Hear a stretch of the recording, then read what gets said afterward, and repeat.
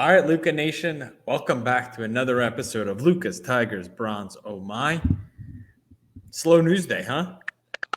What you got? Sort of. What you got over there, Cage? So usually I kick off. I do have a few topics, but I mean, you Slow and I news haven't day. talked. I mean, listen, nice enough news day. Nice enough news day. I mean, Monday, short week, right? I just got back from the supermarket buying some stuff. I'm gonna cook Thanksgiving, dinner. It's amazing. I have to take Leah with me shopping all the time. I'll be even fatter. It's four of us. It's me, my wife, two small children, and somehow we left with a 22-pound turkey and a 10-pound ham. How much was the bill? Is inflation real? Like $402. How much would you have paid last year for the same amount of food?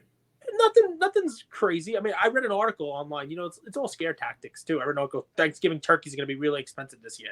The turkey wasn't expensive. It was 49 cents a pound or something like that. The turkey wasn't that expensive. Nothing's really crazy. Much more than it was in the past. I'm sure negligible amount, maybe 10% more. Which Do you I think know. do you think pockets of America get hit with inflation differently? What I mean is like, you guys are super small business in New York, ton of people, right? Lots of small businesses. So, there's so much supply, so much demand, so it kind of evens out. But do you think in other parts of the country that are a little bit more remote, it might actually go up? Or what? Yes. I mean, I think where I'm lucky is my town has 4 big chain supermarkets in it. So if somebody is going to try to, charge me too much money for a frozen turkey, I'll just go to the other one. You know what I mean? So competition is always helpful when it comes to pricing. You know what I mean? I can go 100 yards and hit 4 gas stations, 2 7-Elevens, a Dunkin' Donuts, and so there's 7-Eleven's the worst there's more business remote. in the history of businesses. I can't believe your wife drinks 7-Eleven coffee. It shocks me to my core. Dude, they got a cool machine where it's got the coffee, the beans right in top, and it grinds one per, 1 cup at a time, which is really cool. I mean, works for. Here's I'm not a coffee question. drinker. So. Did you get any beef stew? No, but I. So what's funny is I want to buy that guy's cards. Let's talk about it. I was being sarcastic about the slow news day because that's big news. You don't see brawls like that in a long time. It wasn't an official brawl, but and this is like Malice in the Palace squared, right? This is Malice in the Palace again. Well, what's it called? It's not called the Palace anymore. It doesn't have the same ring to it. They named it Malice near 8 Mile. No, but I mean, it used to be the Palace at Auburn Hills, right? Now it's got like a corporate name. So I'm in the minority cage, and I'm not a big LeBron guy. I didn't think it was as intentional as like the whole social media internet world is perceiving it. You said there's like other angles. What do you think about that? That was interesting, man. I don't think I've ever seen LeBron in his whole career have someone go after him like that. You know what it reminded me of, to be honest? I mean, he kind of got there and then stopped towards the end. Like, hold me back, my friends, hold me back. Like there was a little bit of that at the end, right? So Beef Stew's a big guy, but LeBron is actually looks bigger than him, which is shocking. I mean, come on. I mean, it's the Malice at Little Caesars Arena. So I mean, what do I think? I think LeBron clearly, it was intentional. It was clearly intentional. You think so? 100% intentional. Did he intend to draw blood? Likely not. But you could tell, Stewart kind of held on a little longer.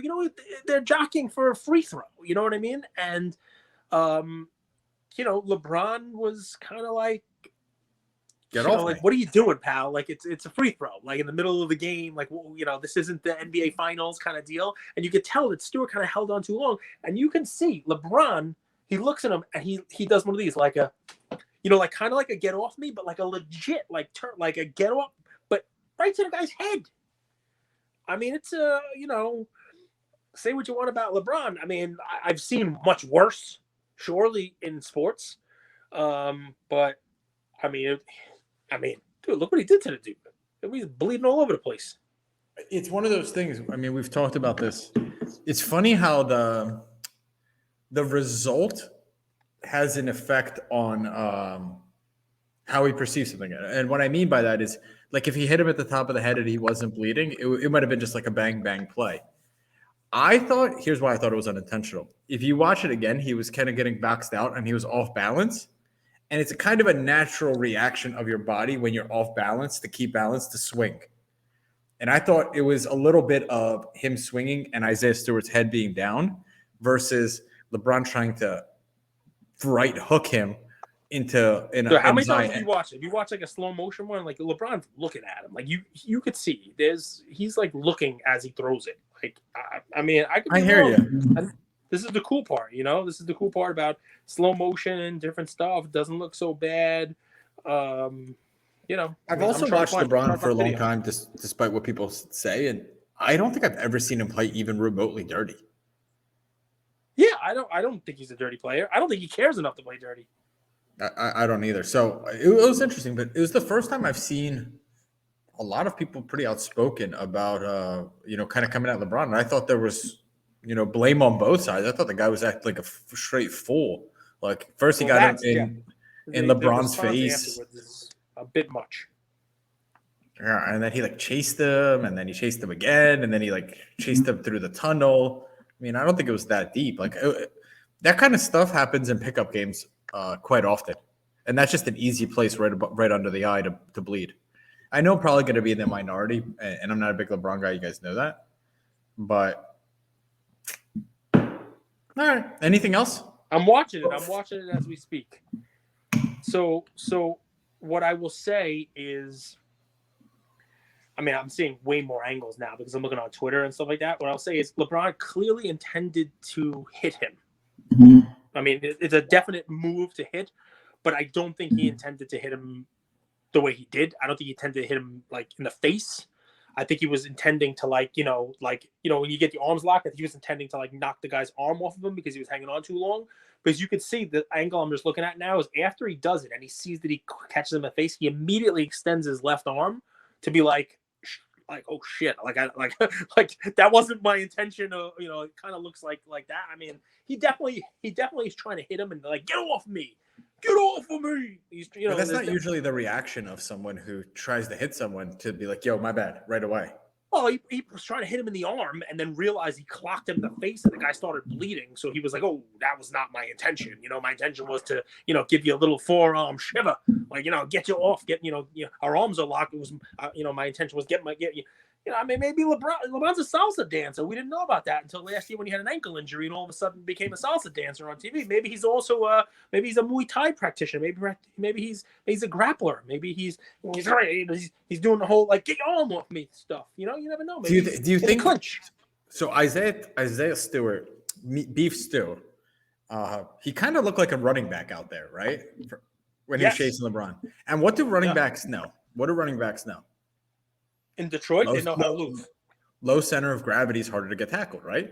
Yeah, that's true. What do you think about him trying to get low center of gravity and where LeBron actually swings and where Isaiah Stewart's head is basically at like stomach level or chest level of LeBron because he's trying to get so low to get that low center of gravity. Yeah, I mean, usually people on box outs don't get that low. He was trying to hit the dude. He just wasn't trying to hit him in the face. We don't have to. I think he's clearly trying to hit him. All right, fine. You want me to switch? I could switch topics. I got topics galore here, Cage. You could keep watching. You could go and start typing anything you want in that browser. I could go for hours here. I'm watching the LeBron thing, man, because you want to stay on the LeBron topic. I mean, I don't think we're gonna figure it out. I'm not in LeBron's head, so I don't know if I'm gonna figure out whether he intended to hit him in the face or hit him in the arm or what the story is. I mean, listen, it gets people talking. Did the Lakers win the game? Yeah, pretty impressive. And at the time that happened, they were down 11. They were getting beat, right? They were down bad. So, hey, look what happened. Addition by subtraction. LeBron gets thrown out, and all of a sudden, the team is fantastic. No, that's not. NBA is just the weirdest game ever. There was a game last week. The Bulls were up, I think, 20 points against the Blazers, and then the Blazers came back and won by double figures. So it's the NBA, like 20-point leads they evaporate like it's thin air. It's actually shocking. I once had a bet, Cage. I had a parlay going where I picked 3 teams. It was the Wizards. They were playing the Hornets. This is pretty recently. Bulls and another team. And all 3 of those teams at some point were up by 10 points. And all 3 lost by 10 or more points. That's the NBA. Yeah. It's fascinating. All right, are you still watching it videos? happens. You know what that's good for? Like live betting. Here, how about this? Can I give you a topic? Yeah. Did the Cowboys just suck yesterday? Did the Chiefs, come back and now the Chiefs are in full force? I mean, what do we got going on? What's your read on that game? I think half of my life philosophy is based on Batman movies, and Nice. so Like when an the immovable Pal Bam ones or like the Michael Keaton? no Christopher Nolan Val Christopher Kilmer Nolan one? Christopher Nolan Christopher Nolan. Oh, okay. So like when an immovable force, when immeasurable force is an immovable object, is that right? Sure. Sounds good. You've never heard this? I mean, you lead a fish to water. When an immovable object meets an unstoppable force. Okay, That sounds better. That's what that game reminded me of. A team that can't get out of their own way year over year over year in the Cowboys versus a team that wants to play terrible this season, but keeps just hanging on because the Chiefs don't look good. Mahomes doesn't look good at all. Not even close. Like, you can't say that he looks good. I know it came on yesterday's episode having some fun, but they don't look good. And if you guys watch their games, they haven't looked good all year. But the Cowboys, every single year you hear it, like, oh, this team is back. Look at all their offensive weapons. You have Zeke, you have CeeDee Lamb, you have Amari Cooper. Look at all these weapons. How long have you bring that up? It's good you bring that up because I think where are those weapons? I think the Cowboys are an opportunity this coming week because they didn't have those weapons, and I think in the NFL it's more important than not to actually watch the games, right? Just like you say in basketball, because I mean I don't know what I'm talking about because I don't watch the games. So did you know that Amari Cooper wasn't playing, and they didn't find that out until basically Friday because of this is the COVID season again. So they have all these game plans, and they lost what would be their number 2 wide receiver. And they had some other dude starting for him. And in the second quarter, CeeDee Lamb went out with a concussion and was out for the rest of the game. So they, Gallup, who just came back from an injury himself. And Zeke got hurt too. He got like rolled up on. Yeah, Zeke was. I mean, he wasn't as badly. I mean, they had no wide receivers for Dak to throw to for the whole second half of the game. And why not put Trayvon Diggs on both sides of the ball? I'm with you. I put Trayvon Diggs out there. Why not? But I don't know. He's Dion. If anybody's the next Dion, that's him. So I guess what I would say is, guys, smash the like button, hit the subscribe button if you want to see Trayvon Diggs play offense and defense for the Cowboys this season. Like the smash button, folks. Let's go. I think that would be awesome. But I mean, that does not excuse the fact that no matter who Dak Prescott was throwing it to, he made some bad throws. Towards the end of the half, when they got the turnover, but they also had drops. But I mean, he threw one. They were in scoring range. They could have kicked a field goal at the end of the half there, and instead he went for it all down the right sidelines and threw a horribly underthrown ball that got picked. It just changed the whole game. I like the Chiefs clearly had a good week of practice on the defensive side. They clearly came in and played looser. I mean, obviously it's easier to do that when you're winning, but did you see them dancing on the sidelines? There's videos of it all over the place. Tyreek Hill leading, they're dancing on the field during a timeout. Dallas is in the huddle. Like, you could tell they're playing a little looser, but I am 100% with you. Mahomes does not look right. He does not look right. And when you compare that to the level of play of somebody like, I'll say it, Rodgers again, who lost. He's got like an injured foot, injured toe, to another 4 touchdowns. The dude's, again, I think he has 2 picks on the whole season. 2 on the whole year. And yeah, they didn't win, but they're still But you could look at, like, that 70-yard touchdown pass where they tied up 31-31. It's shocking how accurate he is on passes like that. Like, shockingly accurate. There were throws that he made during that game. 1 touchdown pass where he is going left and throws it like a sideways pass, accurate to his. I mean, it wasn't like no look silliness. It was a legit like dart. I was watching ESPN today, and they were like, "How does he make this throw?" And these are NFL quarterbacks. I mean, not good ones like Dan Orlovsky, who played in the NFL, right? But he's like, how does someone even make this? Is not even a throw that's supposed to be made by a human. Like, they're in awe of him, and these are not like me and you in awe of him. These are guys who played in the league in awe of what he's doing out there. Which Yeah, is man. truly So- like the greatest, like as a player, having other players who know what it takes to be at that level, respect your game. That I always thought that was kind of like the ultimate praise, right? Like media and talking heads like us, we don't matter, honestly. We've never been at their level, we don't know. But when it's other people who've been at that level who praise, I think that's that's the highest level of praise. Listen, man. I mean, I got to tell you. I mean, Tell me. from a card perspective, it's been a difficult season, the parody. But I'll tell you, I'm enjoying it. The Bucks play against the Giants tonight. I wouldn't even be surprised if the Giants win. I know that's crazy talk, but just the way the season has gone with the Bills, looking like world beaters, and then all of a sudden, they hit midnight, and Cinderella's coach became a pumpkin again. I mean, they lost to the Jags, and then they got the crap beat out of them again this week. The Colts look like they could be terrible, and then they could be great again. And I mean, Jonathan Taylor could be, cementing an MVP campaign here. You look at the AFC, and the Chiefs with one crappy win could be the team to beat again at 7-4 in a sole possession of the lead of their division. The Chargers lose to the Cardinals with Colt McCoy. Yeah, I mean, At home are we seeing with Russell Are we seeing Wilson. the end of the Russell Wilson Seattle era? Is this how it's going to end like this? Is this how it's going to go down with a losing season? And It's always fascinating when you have stuff like that. Who goes first? Is it the coach who's a legend or the player who's a legend? Right? It's always interesting. well, I mean, he's a free agent, I think, Russ Wilson. So, with the way that players can kind of control their spots, Seattle doesn't strike me as a team as currently constituted. I mean, he's got one great wide receiver, but doesn't strike me as a team as it currently constituted that could win a Super Bowl. Look what Brady was able to do, and it's Brady. But Tampa Bay, they needed a quarterback to win the Super Bowl. Like, there are teams out there that are pretty darn good. Where would you want to see Russ think about what if he went to the Colts? You know what I mean? And they got a legit wide receiver, and he had Jonathan Taylor running the ball. They're like that close. Or what if he went to I'm trying to think of like other teams with weapons that are just they're Rams. great. The Rams. I mean, what if he went? I mean, Tannehill, they like him there, but what if he went to the Titans and you had Russell Wilson with Derrick Henry running the ball?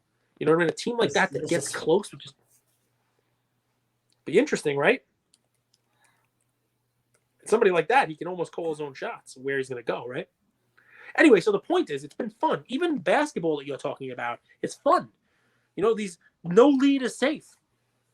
The Knicks are the 1 seed, and then they're not. The Bucks might not even make the damn playoffs. The Bucks are going to make the playoffs. So, I'll tell you. I was talking to a friend. I was talking to a friend today about the season, about the Knicks specifically, and my theory has been watching the season play out is. And I think this is what makes sports so great. And I think a good free agent system can allow for this. It's when players move to different teams and yet all of the teams get better. So, like, I'll give you an example of what I mean. The Heat, the Wizards, the Suns, all of these teams have gotten better. The Warriors, right? So the Knicks, it's not that the Knicks aren't good. They just haven't improved from last year. Same with the Hawks. The Hawks are good. They just haven't improved. Miami improved. Washington's improved. Charlotte's improved. Sixers are improved. So it's funny. Like, isn't that where competition is? It's constantly raising the bar. I think this Knicks team is good. I watched that the Bulls, another team. Sorry, I can't believe I keep forgetting them. Improved. Dude, that Bulls team is going to be tough. Now with Kobe White back too. Now they have another 3-point shooter. They could spread you out, man. They're going to be hurt because they don't have a big man. But they're an interesting team. Well, dude, I mean, they were playing small ball yesterday versus the Knicks, where Julius Randle was the biggest guy on the court. So, I mean, it's going to be tough. It's going to be very interesting to see like a Bulls-Bucks series in the postseason. Matchups, man. Bulls, Matchups make the games, right? Matchups. Bulls Sixers, really going to be interesting. Bulls.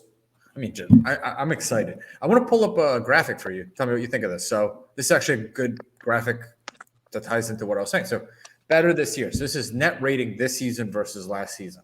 Okay. Tell me, you want me to start towards the bottom, start towards the top? No, I mean, obviously a lot of this is, teams had a lot more room to improve. But, I mean, the thing that sticks out for me, the Heat, who were not a bad team, have improved. You know what I mean? I mean, the Cavs and the Wizards were pretty darn terrible. So they have a lot more room to improve. It's like when I say, hey, I lost 40 pounds.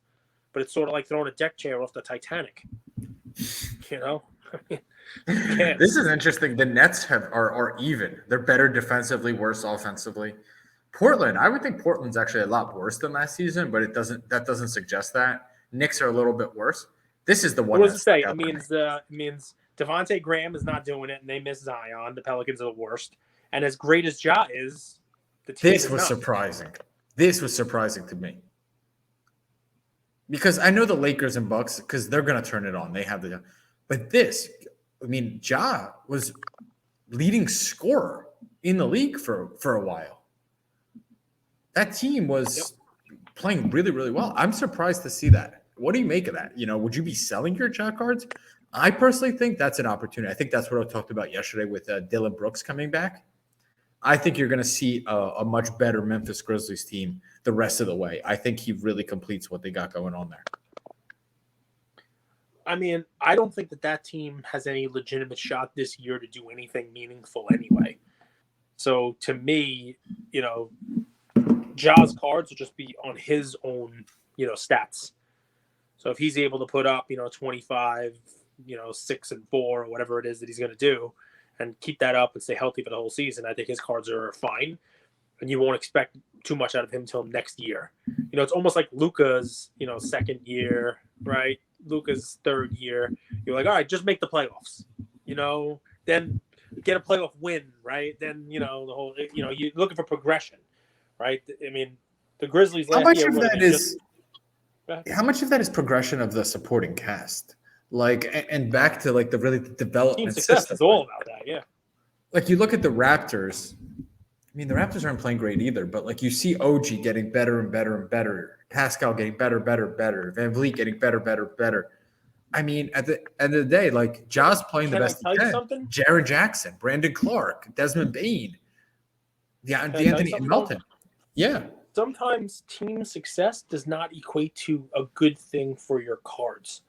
So I haven't looked at this, but I would venture to say that Bradley Beal's cards last year were probably doing significantly better than they are this year, even though the team is doing better. And that may change if they have a playoff win and he does something good there, but it's almost better from a card perspective if your team's not going to win.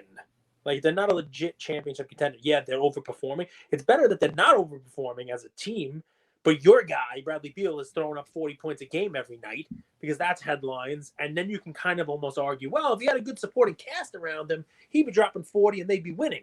But instead, what winds up actually happening in team ball is he doesn't have to drop 40. They play winning ball, they play good defense, but his individual stats take a little bit of a hit. And then the cards also do until you get that team success and maybe a championship and that kind of stuff. So it's a funny little thing, right? When you're a collector, when you're investing in somebody looking at prices, right? Trey, interesting, right? Trey, when the team is terrible and they didn't have any of their folks on, he was the only one there scoring, 30-something points a game or, 20-something points a game. Now people have some expectations. They won the playoffs last year. People want Trey to score 25, 26 and 10 assists, which he kind of does, and them win. It's hard, man. You ever think about it that way? The Pelicans, no one expects shit out of them. But if Zion comes back and is scoring 28 a game, his card's going to fly. Even though the team is playing shit. Have we forgot about Brandon Ingram? Is he no longer cardboard relevant? He's too sleepy? I mean, he really? I mean, he was close, right? He was, once Zion came there, he was never going to be the man. You know what I mean? So while he was great, he was a number 2. He was more of a Chris Middleton. And Chris Middleton's great. Chris Middleton, is a great complimentary player, great number 2. They didn't win a championship. It wasn't Chris Middleton. But nobody's getting jazzed about, I got Chris Middleton 101 in Panini Digital and was like, damn it, I'm losing money on this pack. Even though he's a legit all-star, nobody cares.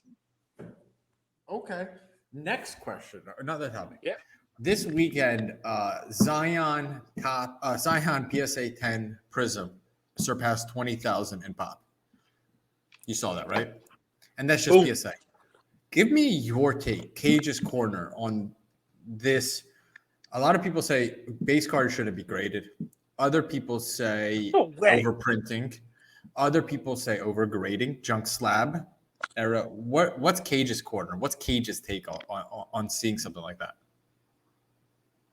I think it's supply and demand. And I think there'll always be demand for him if he plays well. And if the card goes down to $100, so be it. Then kids can afford it and have a Zion Prism card. And to me, there should never be a rule of like, you shouldn't grade base cards.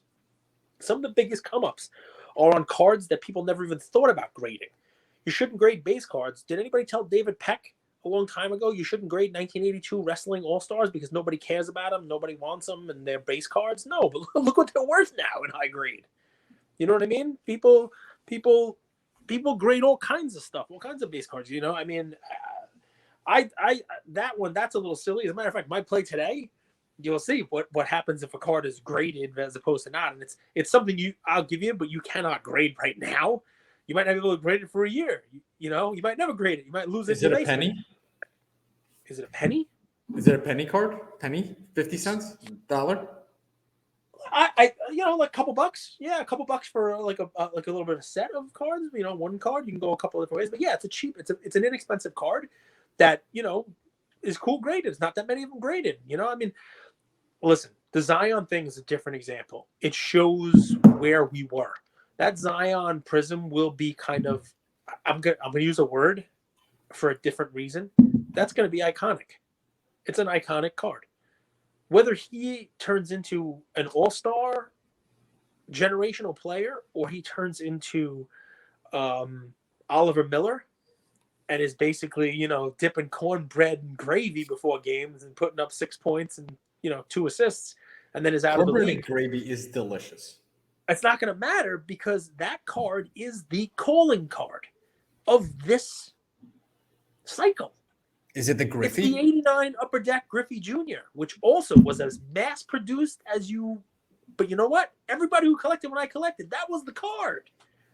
Right? So the Luka Prism PSA 10, which is also mass-produced. The Zion Prism PSA 10, which is also mass-produced.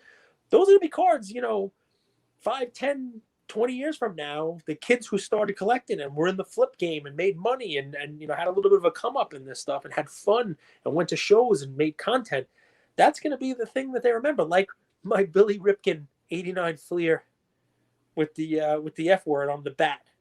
There's plenty of those cards out there, but it's a cool card. People want it. Everybody sees it, knows what we're talking about. It's just the calling card of the generation.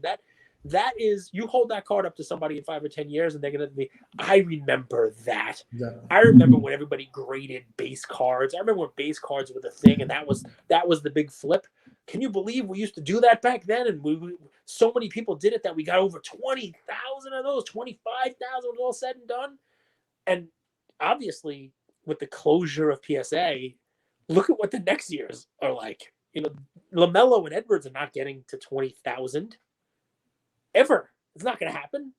Never. So it's going to be one of those, cool calling cards of the cycle. So, guys, I have been boxing a lot more.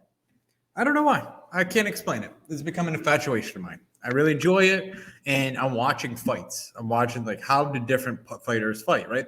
I always heard the quote, styles make fights, but I never understood it till I boxed. Because it's obvious now that I say it, but everyone has a different style. And as you box, you're like, who would I box like? And then you dream, who could I? I wish I could box like this guy. And man, watching old school Mike Tyson fights, where he's this little guy who's has shoulders wider than this table, fighting guys that are 6'5" and have him outweighed by like 50 pounds, getting inside and just destroying their ribs. And then he had this move where he would kidney uppercut. But like the way he did it, do you know what I'm talking about? When he'd hit him with the left into the ribs, they'd open their guard, and it looked like he had like the hit him with uppercut the from left, hit him with the right, 3-6 mafia.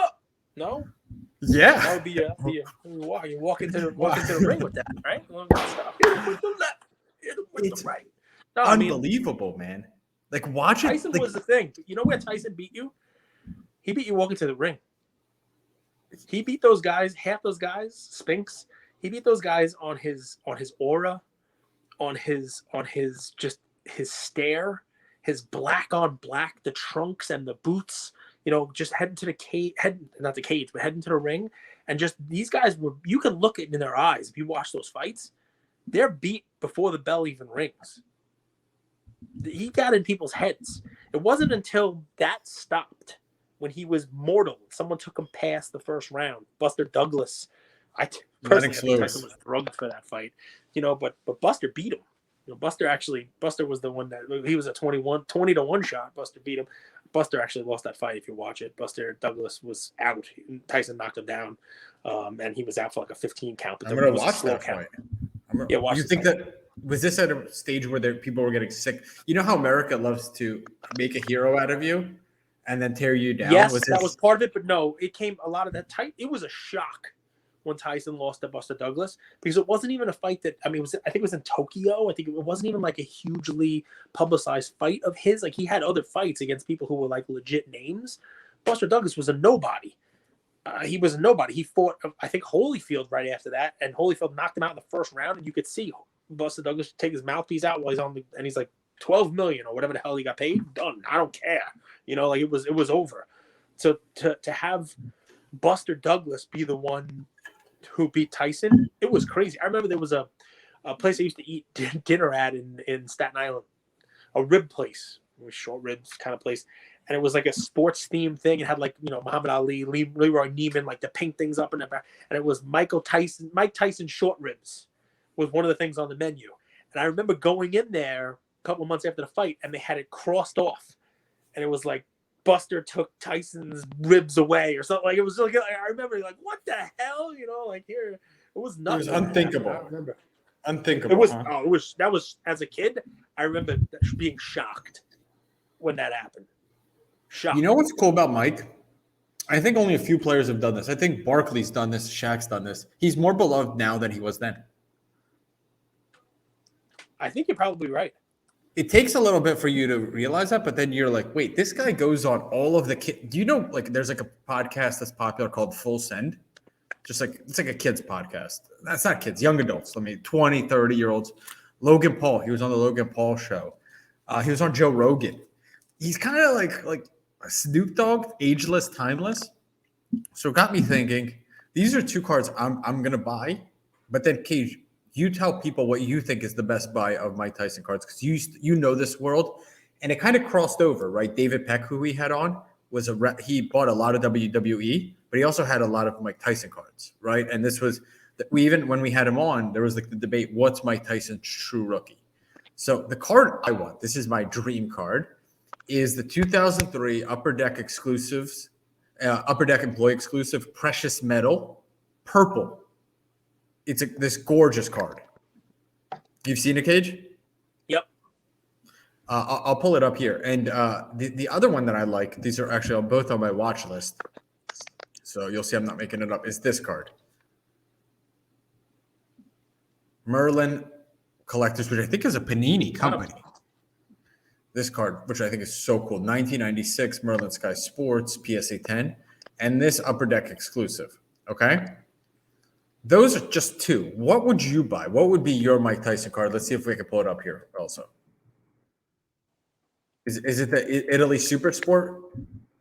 Yeah, that's the one that people seem to think of as the go-to. It's a sticker though, right? Il Magnifico Elbow. Yeah, I think it's a sticker. Yeah, it says Figure Auto Adhesive. I don't know. Where would you look? Would it be that one in a lower grade? I like the precious metal for Tyson. There's a bunch of Tyson stuff. There are Tyson autographs, I think, in Allen Ginter. It just depends on what year you're trying to look for on Tyson. That's a cool card. I think what so was that? too. Was that like an employee? Was that like an employee thing? Yeah, like dude, look at this. So let me show you. So I'll read the back. It's kind of funny. I always like to read the backs of the cards. That was like my favorite thing growing up as a kid, collecting cards. I'd love to read the backs. Stance Orthodox, born June 30th, 1996 in Brooklyn, New York. 5'10" height, my height. Employee exclusive. Congratulations. With great appreciation, gratitude, I present you with this year's special employee card. Upper Deck has always partnered with the best athletes in the world, past and present. I am proud to present you this precious metal gems card featuring Mike Tyson. I mean, it's sick. It's a cool card. So that's my play. I'm actually going to boxing in 11 minutes, so I hope I can make it there. Cage, take us home. Yeah, you'll be able to make it. I'll give you a quick one. So I remember just before you go, David Peck said there was a thing called A Question of Sport for Mike Tyson from 1987. It's after the sticker, but it's called A Question of Sport. It's another one. He's in the ring, and that was a kind of a cool one. And yes, I'm looking it up now. 2006, Mike Tyson, Allen and Ginter auto. He has one of those weird Allen and Ginter ones that's kind of like a framed auto. So I'll be quick because I don't want you to miss your boxing. But I have a fun one. Who would you say was like one of the best running backs of all time? If you throw some names out there, how about some of the best skilled receivers of all time? Running backs or receivers? Both in Marvin Harrison. Marvin Harrison. Isaac Bruce. Torrey Holt, LaDainian Tomlinson, Corey Dillon, Clinton Portis, how about Priest Barry Holmes. Sanders? Yeah, Barry Sanders. But I mean, those are the obvious ones. And Barry Sanders was Calvin before Johnson? my time. Yep, Calvin Megatron. Johnson. That was my time. Okay, so Donruss, 06, 07, 08. I'm going to focus on the 07 one. Donruss, to commemorate the Thanksgiving games, which often had the Lions, has a promo set, Donruss Thanksgiving set. And the 2007 one has both Barry Sanders and what some consider a 2007 rookie of Calvin Johnson.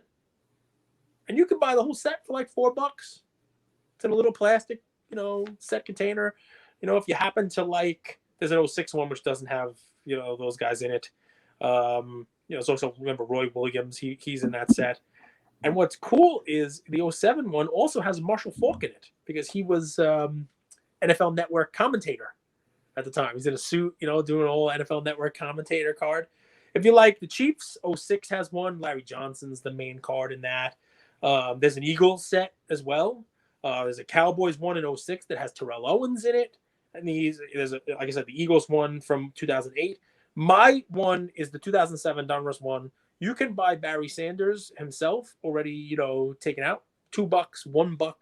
I saw, buy 10, get 3 free for $1.99, 99 cents. Or you can get the whole set, which I think is pretty cool because it has that Megatron in it.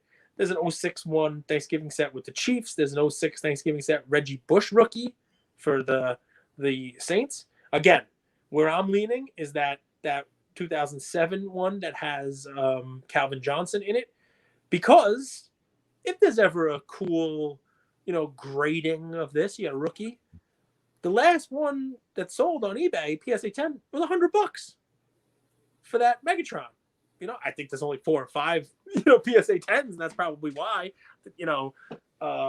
It would be cool if you throw for Barry Sanders collectors, maybe if there's ever a bulk grading kind of thing that comes back and it's not ultra modern, it's just regular modern. You buy this set, 2007 Donruss Thanksgiving set, and it's $4 or $5. You get these cards, you throw it in, and it's $12. You get a shot at it, or it's just a cool, ad for your Barry Sanders collection or your Megatron rookie collection. Just a fun, quick one for Thanksgiving week.